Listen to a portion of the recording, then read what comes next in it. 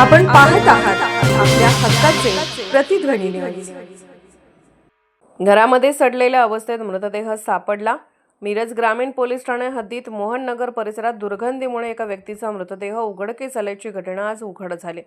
परशुराम भगवान जाधव व 48 राहणार मोहननगर पाण्याची टाकी मार्ग मंदिराजवळ यांच्या राहत्या घरातून गेल्या 4 दिवसांपासून दुर्गंधी येत असल्याची माहिती स्थानिक नागरिकांनी पोलिसांना दिली होती।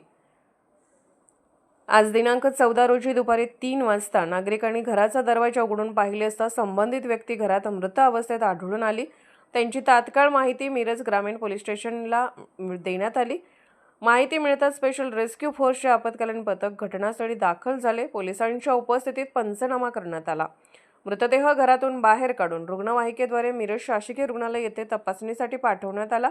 या कारवाईत स्पेशल रेस्क्यू फोर्स पथकातील कमांडर कैलास वडर, सागर जाधव, आसिफ मकानदार, अमीर नदाब यांनी सहभाग घेतला। तसेच मिरज ग्रामीण पोलीस ठाण्याचे अंमलदार विश्वास पवार बक्कल क्रमांक 388 व प्रदीप कुंभार बक्कल क्रमांक 2428 यांनीही कार्यवाहीत सहभाग नोंदवला।